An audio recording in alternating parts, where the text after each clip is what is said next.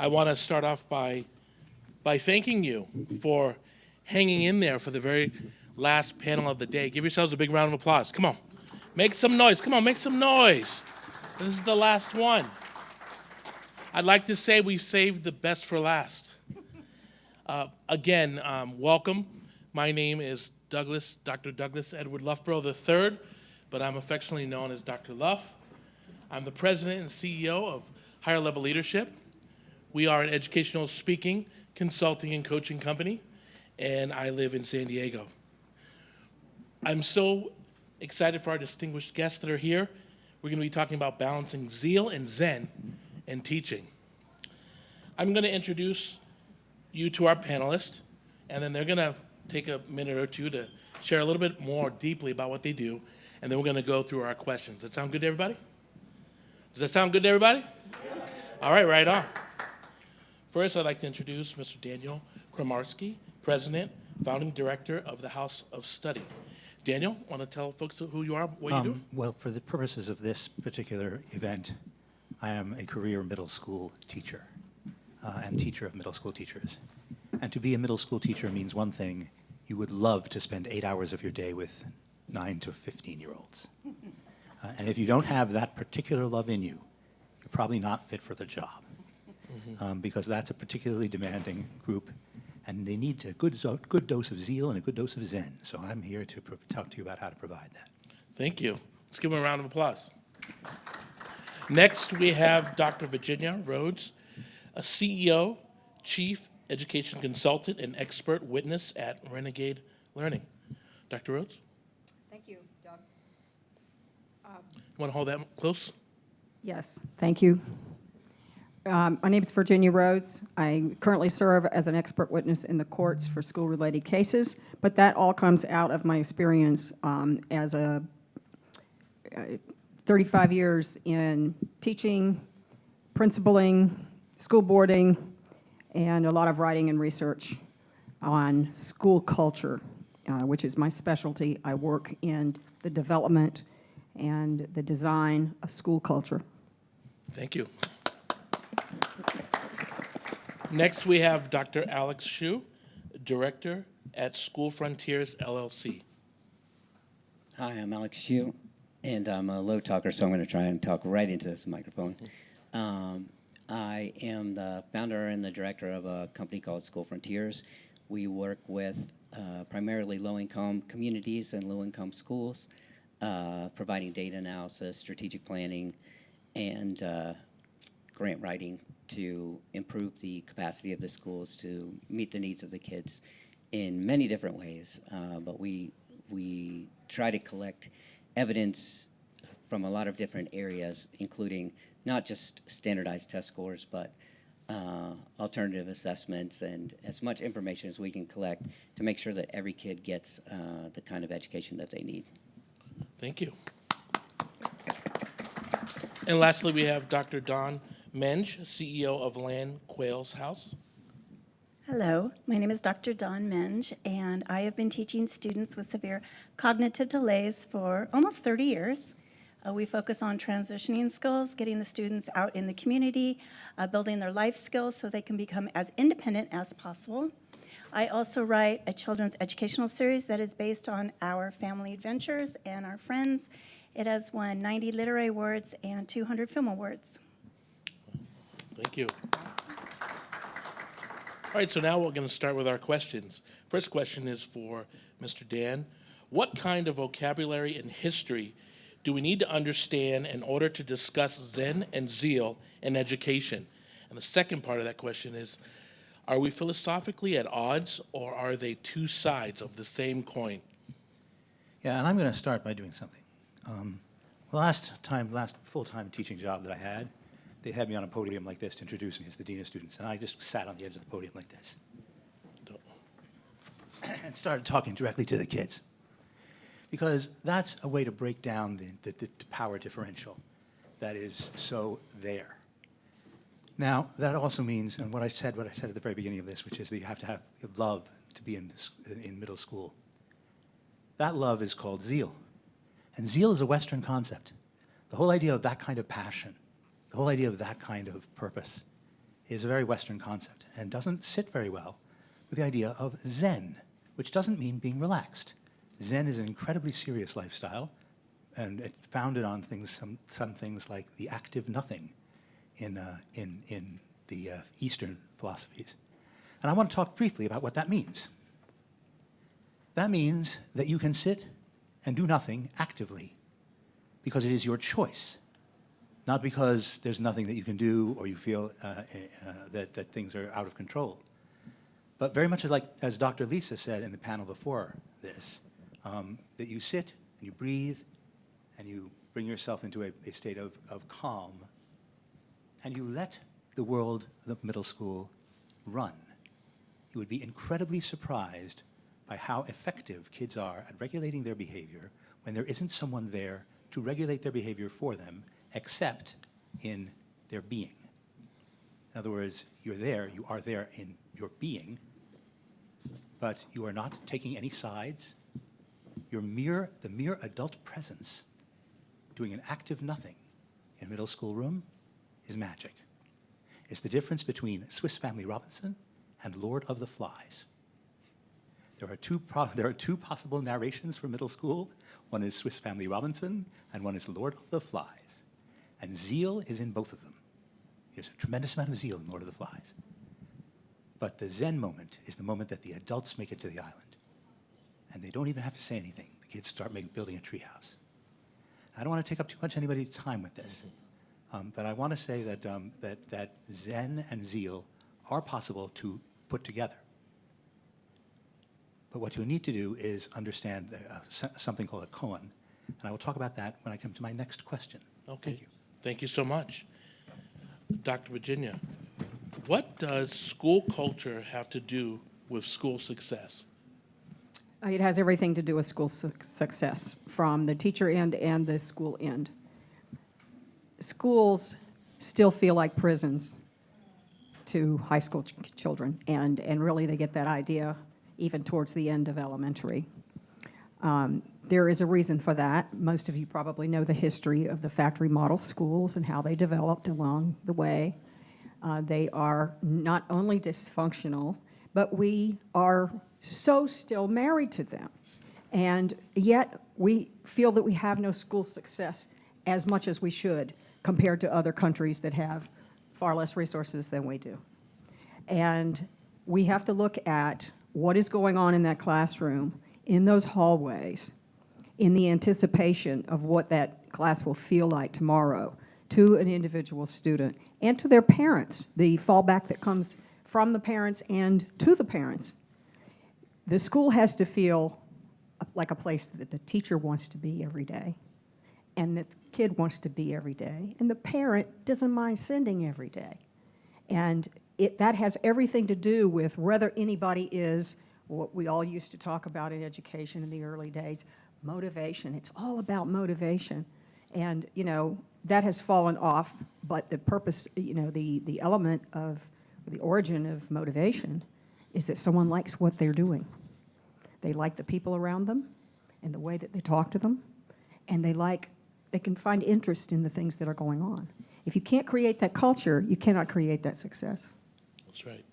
Thank you so much. Can I add something? Yes, please. I'd like to add to that, for our students, the school culture is everything to them. We've been on campuses where we aren't allowed to go to the cafeteria, and on campuses where we're fully included. And that matters so much to our students and their families. And so it is really important. Thank you so much for sharing that. Dr. Alex, what 3 things could school leaders do to make teaching jobs in their schools feel more rewarding? First, I want to say we have a teaching crisis in this country that's happening now, and we're on the verge of having a much bigger one. And I think it's very important that we all work together to create a culture that is welcoming to teachers and ones who are new to the profession. We lose a lot of them who are new because they don't feel supported. And that's my first point, is that they have to feel valued, and they have to feel valued not just by the school leaders, but by their peers. And so how do we recognize this value? I would think there's three good ways to recognize the value. One is to set clear goals for the teachers, not just assume that they get it, they understand what they're supposed to do. I see a lot of conflicts between school leaders and teachers when they both realize ultimately that they were working for different things, and one says, I don't understand what you're doing. And the other says, well, I didn't understand what you wanted. It's sort of like a husband-wife relationship in a way. But that's important. Communication and setting priorities, and making those clear is very important. The second is to feel valued by your peers. But a lot of teachers work as isolated individuals, almost like they are running their own shop. And so there's a way to break that. So we give them time to collaborate. We give them projects to collaborate on. And we can't just give them projects to collaborate on so that they can work on goals together. We have to teach them how to collaborate. We can't assume anyone who works for us knows the things we want them to do. So if we want them to collaborate so that they feel connected to their peers, then we have to teach them how to collaborate. We have to teach them how to use tools where they can do those kinds of things, even Microsoft Teams or whatever it is. Yes, and then the third thing is giving them resources so that they can feel like the professionals that they are. So from the beginning, do they have the tools? Do they have the curriculum? Do they have the personnel to support them? One of the schools I work with, they have 25% of kids with special needs, and so the teachers need a lot of extra support from personnel, and some of them don't have it. So personnel support, curriculum support, materials, that will help them feel valued. So I think those three things would very much help. Thank you. Thank you. And Dr. Don, as we look at literacy and how this all fits into this, how do we use literacy in sharing our experiences to create a connection with other classrooms and students around the world? Well, I recently just got back from a trip from Ghana, Africa, and we went down to work with Cheerful Hearts, which is an organization that helps keep their children out of sex slavery and child labor. And it was a group of authors, and when we went there, there was only supposed to be 30 children. There was over 100 in this little fishing village that came. They were all dressed in their Sunday best, and they were so excited to see us, because they do not have the resources that we have. And the one thing that we noticed was that the children, they were all outside playing. And the whole time I was there, I saw one child with one phone. They were outside playing with each other, and I just sent some more boxes down there to help build the connection between what we're doing in our classrooms and what they're doing in their classrooms. We were doing the same things. They're teaching life skills, employment skills, and their children are not all special needs. But my son just got his credential teaching history. And I showed him the picture. They sent me a picture of the students. They were so excited to have the books. And he said, how can I get my students excited to read just like that? And most of their population are foster children.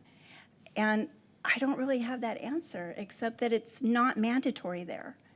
So for them, learning to read and write and have a different kind of a life is very special to them.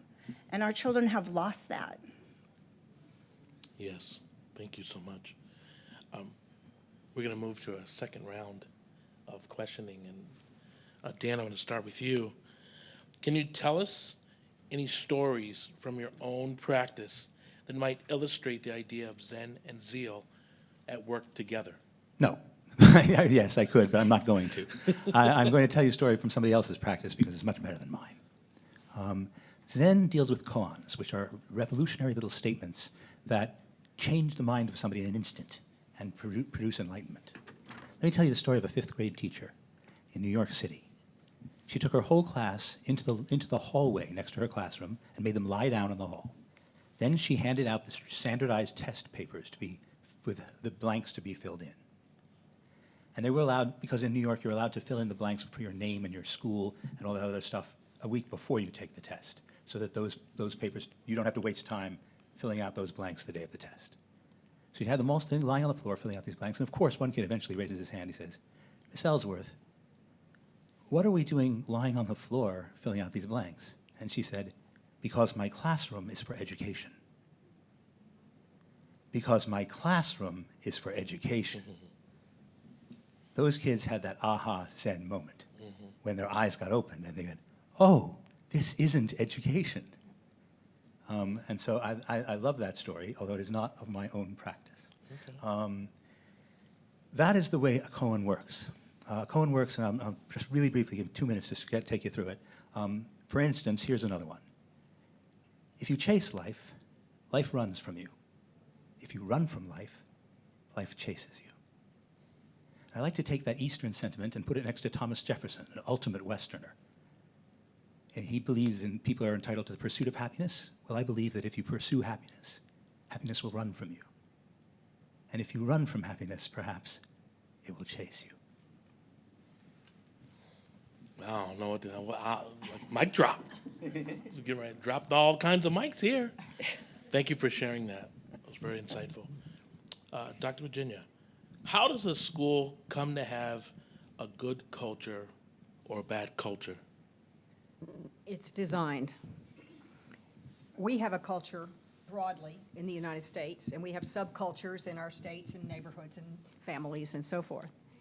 However, if you don't design the culture and have students, their parents, teachers identify what this culture should be like specifically, then the culture will come about. It will bubble up from the lowest elements of the existing cultures and subcultures in the school environment, the city environment, the national environment. So it's imperative that it be deliberately designed, ideally with students first determining what they want that school to feel like and what they are willing to do to help make it feel that way, and what they're asking of the teachers and the other adults and their parents to make it feel like worth their time to go and sit or be active in those classrooms. And it also involves asking those same kinds of questions to parents.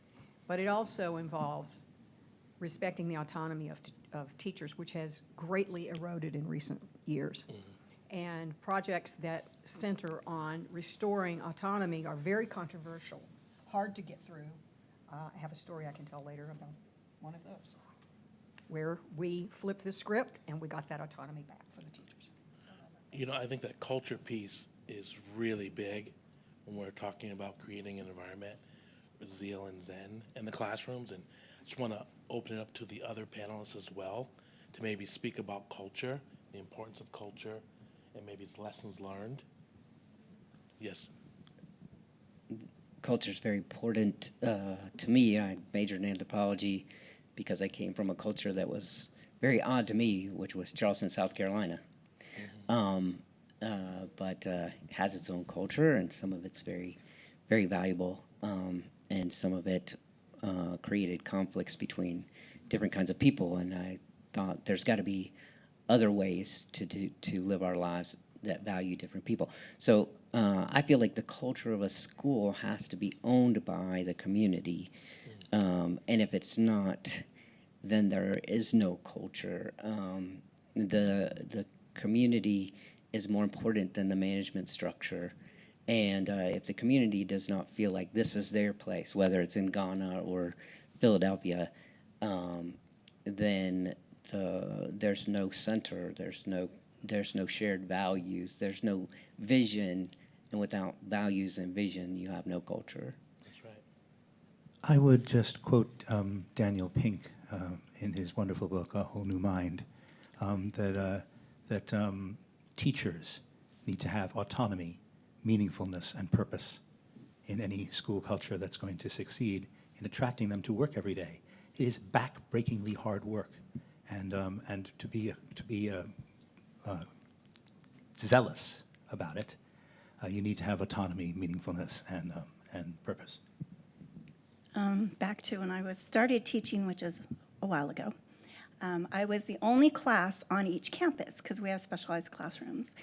And being the adventurer that I am, my students went snow skiing. They earned their own money and they went swimming with the dolphins in San Diego. They went to college. They worked in the local businesses. But nobody knew what I was doing except my administrator. And then I moved to a campus where now there's 5 teachers. And now we're moving towards having the same curriculum and doing the same things on the same days. And I'm the last holdout. I'm not doing it because I'm still trying to get my students out in the community, doing the things that I believe are important to them to have a fulfilling life. And it's not going to be watching the TV screen, learning the curriculum. We are getting really into technology, and I know it's wonderful. It has its amazing attributes, but I found for my students that they were so, especially the autistic children, were so wound up, and all they wanted was the iPad, iPad, iPad, iPad. In fact, last year, one of my students broke my finger because he had his iPad, but he still wanted his iPad. But they're so wound up, they're completing their work, but they're not learning anything. They're just doing it to get the iPad or to play the video game. So I took everything out of my room, and they are calm, and we have less behaviors. We go out in the community. So we really have to focus on the children that we're working with. And the autonomy for our teachers, I mean, we're doing this for a reason. You have a specific personality if you're a teacher, and being a cookie-cutter teacher, it's not going to work for our kids. You don't want to have 20-year teachers who haven't had 20 years of experience that had the same year of experience 20 times. Yes. And So are the children. The children are having the same thing over and over again. Yes, thank you so much. Very rich dialogue. Dr. Alex, how can we make school more welcoming and appealing to kids who seem to be lacking the zeal to attend school regularly? Well, we have another issue in this country, which is an increasing number of kids who are not going to school. And that's because they do not feel like school is for them. And that is because the school is not for them. There's a large number of kids that school is for. It values them. It enables them to feel like they contribute and they're growing and things like that. But there's a large group of kids who feel disconnected, and feeling disconnected because they did not feel valued then is a reinforcing concept for them, and then they gradually disconnect and kids are going to find their value somewhere, whether it's in a gang or it's in a band or whatever it is. But if it's not school, that's not where they want to be. And since COVID, we've had this idea that maybe there is another way, a third way, not being in school. And this is creating a problem for them because they're missing some of the good stuff. So how do we get the good stuff back? One way is to give kids more autonomy in school, give them more ability to choose things that they are interested in, and don't have the same curriculum one day, here that day, or whatever. The other thing is to give them projects. So we have a lot of kids from second language families. We have a lot of kids coming from backgrounds where there's very few resources. So, like, how do we put those kids in the same environment with kids who have a lot of resources, who come from an English-speaking home and things like that? So we have to create projects where everyone can contribute and feel like valued equally. And then they start to get the good things from school and provide, and they are able to keep up with school. What a lot of people don't realize is people start to drop out of school in first grade. And we have, once you hit the fourth grade, having missed 20 days of school over and over again, it's a snowball effect. And by the time you're in sixth grade, if you're 2 grades behind, you're highly unlikely to graduate from high school. And so our problem goes through the whole system. How do we connect, and how do we keep them engaged? That's what I would do. Give them more projects and give them more autonomy and ability to make decisions for themselves. Thank you. Dan, I know you have some additional comments to what Do I have additional comments to add? Yes, I do. I know you did. Please share. The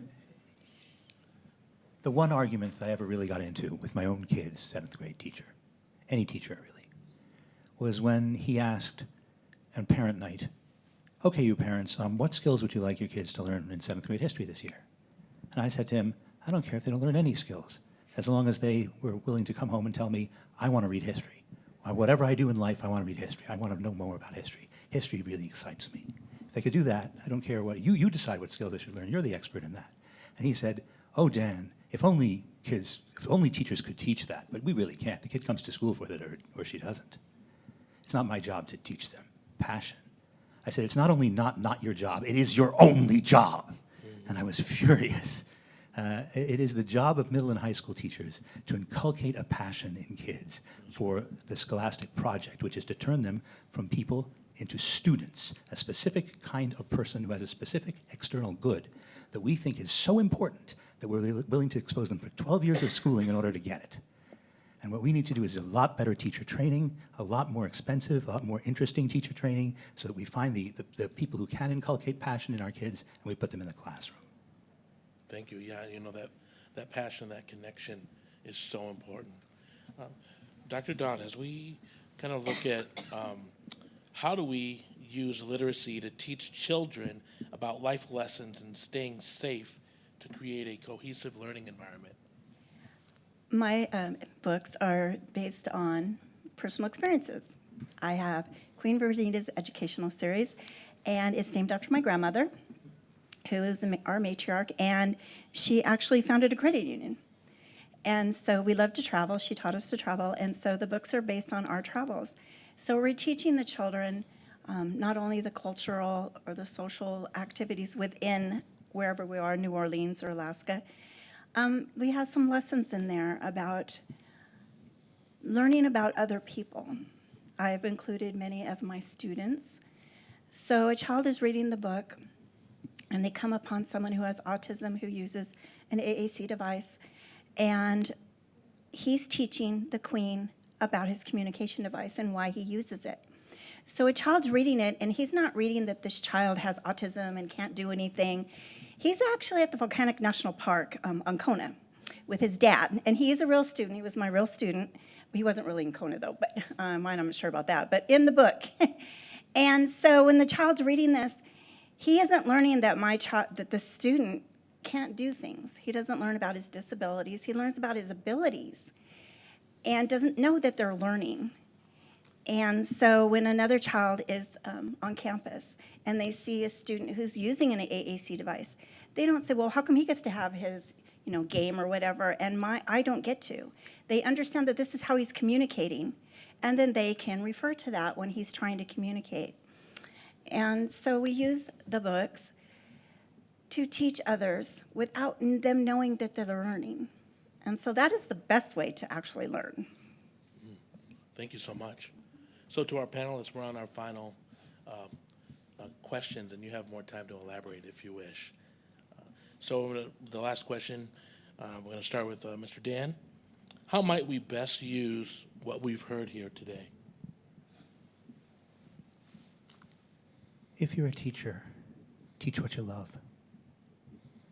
It's more important that you teach what you love, even if they heard it the same exact curriculum last year, because you're going to get to them in a way that causes your zeal to be catching. They say about ethics that ethics is caught, not taught. And my advisor once said something to my thesis advisor once said something very important to me, I've kept with me. He said, Dan, whatever you teach in your classroom, you're teaching Dan 101. And that for teachers is really important to realize. You cannot teach in a non-ideological fashion. Your ideology will come through, and the kids will know what it is. Trust me. And even as young as 6 or 7, they will know. But what you can do is show them what your passion is. And if they learn that, then they will be students. I want to tell you a quick little story, if you don't mind, Dr. Dodd, we got it. about student and studenting. There was no word for student before St. Augustine. There was no word for that. He took the Latin word studeo studere and twisted it into a noun, studens studentis. And studeo studere did not mean study, even though you think it might. It meant to love. So students were people who loved to learn at the beginning of the language of studenting. And I'd like us to try to get back to that through the Zen and the Zeal that we're talking about this evening. Thank you so much.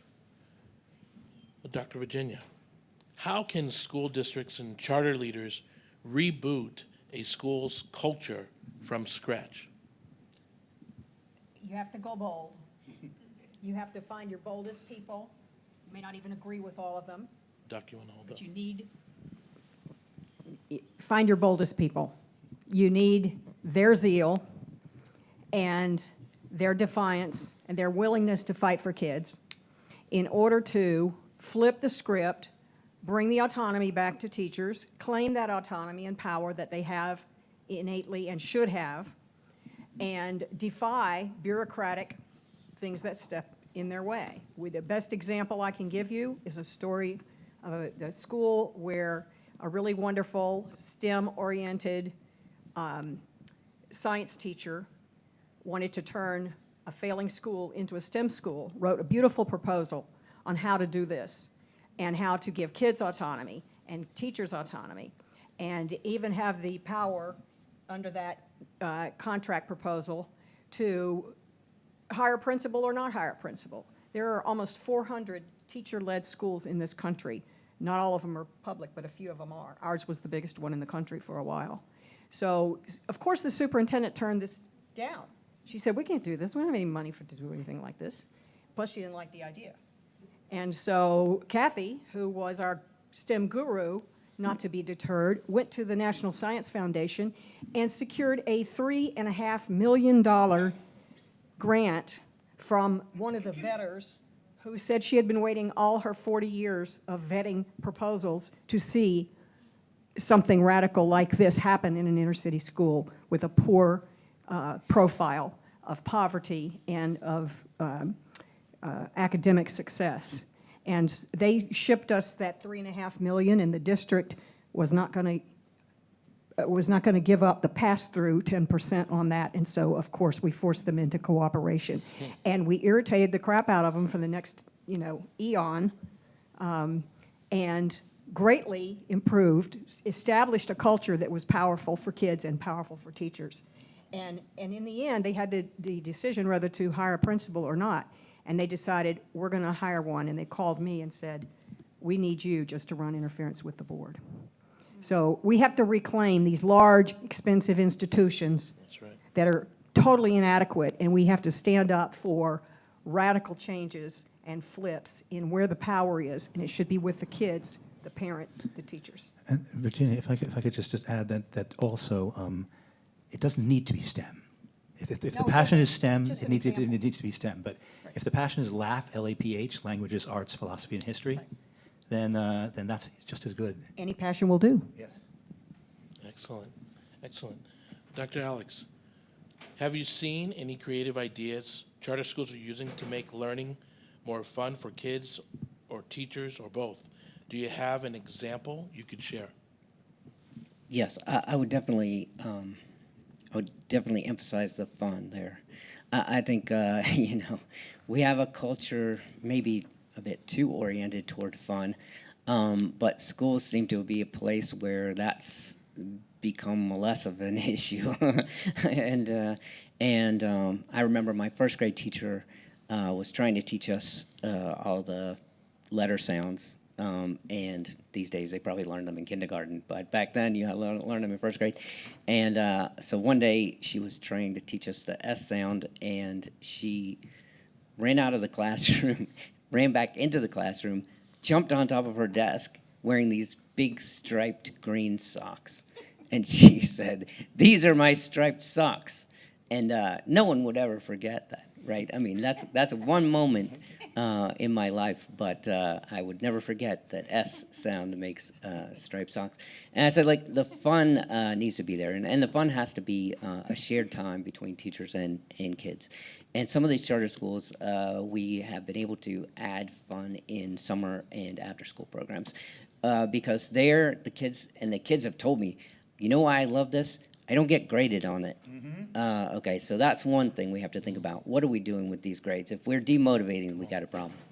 And then the other thing is giving them some danger. So we have a program where kids build boats during the day with power tools, and they cut wood, and it terrifies me to a certain extent but because I'm thinking about the legal bills. But in any case, that's what they do, and they build boats, and most of them even float.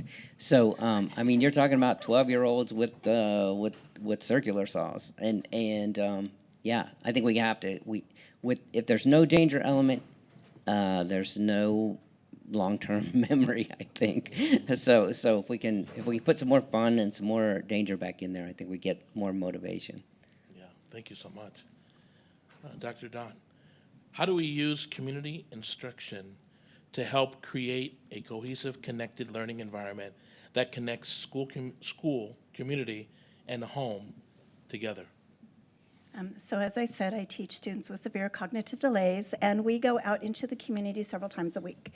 My students work, they're learning to ride the city bus, and now we've started something with our speech therapists. They're also going with us now, and they're creating books. They're taking pictures, and they're putting some of the lessons that we're learning while we're going out. We just went to Calico Ghost Town. I don't know if anybody's familiar with that. We went there yesterday. And so she was there with us taking pictures of all the students. We talked about gold mining. And so that she teaches them at school, and then we send the books home. And so the families are now more connected with what we're doing in the community. They see their child, the children love to read their stories. And so now we've connected everything together. We have the school, the children, and the families. And it's just really, really working out great for everyone. And so just putting in that little more effort and just combining everything together. They're not all separate. School isn't separate from home, from the community. We're all together, and we all need to learn to be together. And could I make a plea for everybody to stop calling the school something other than real?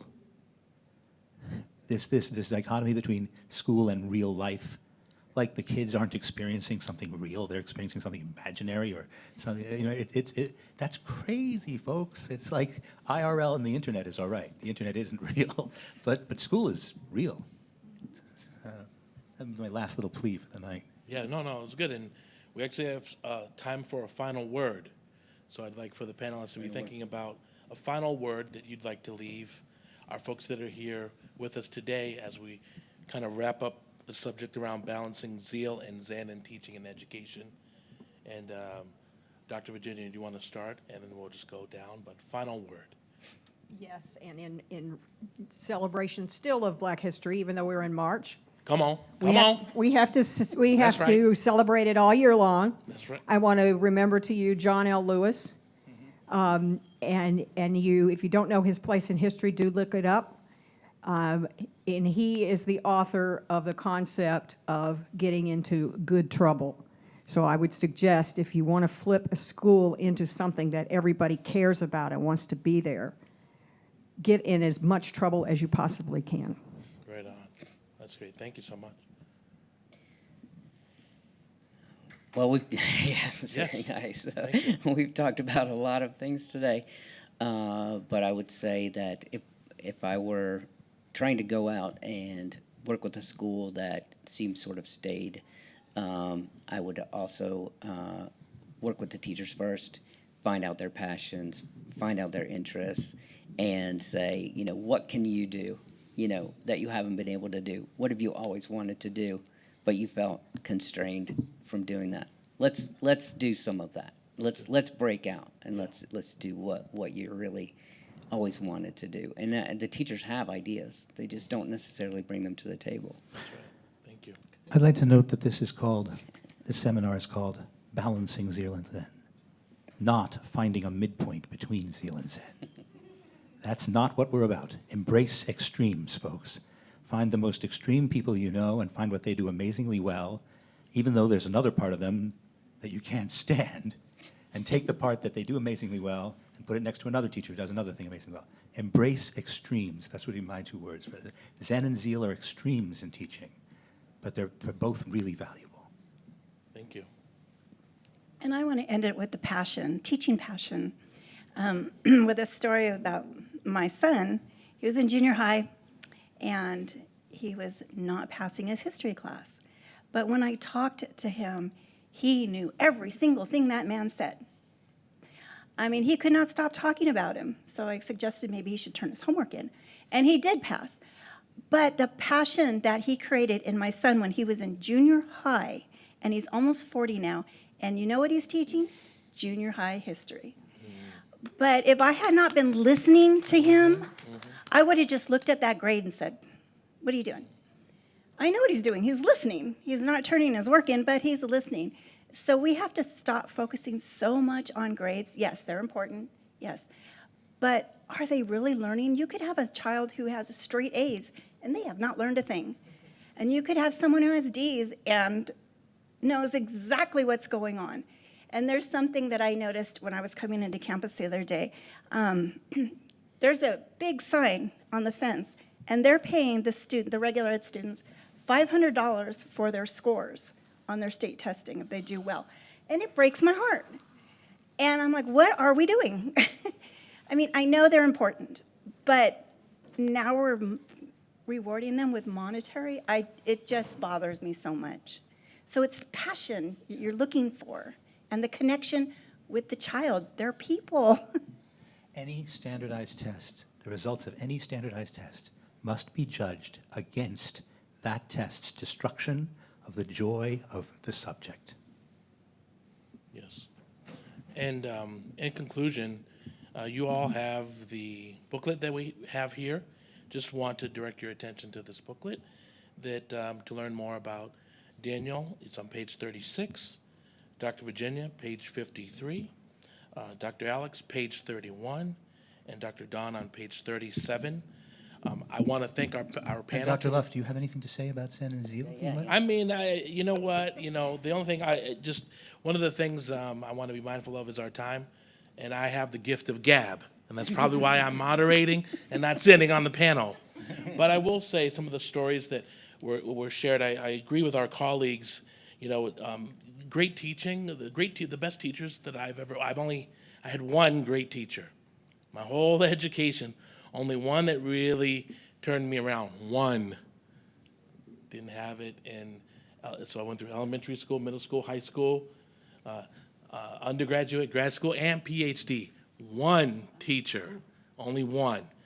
And her name's Miss G. She was my music teacher, and she did a great job of balancing Zeal and Zen. And what I mean by that is she was particular on being the very, very best in everything that you do all the time, regardless of what's going on around you in your life.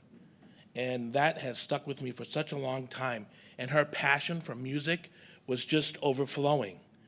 And we used to run to her class because everyone wanted to be there because we felt better when we left than when we came in. The other thing when we talk about Zen is that she would have periods of time, as Dan was saying, where we do nothing, but we were actually doing a lot internally.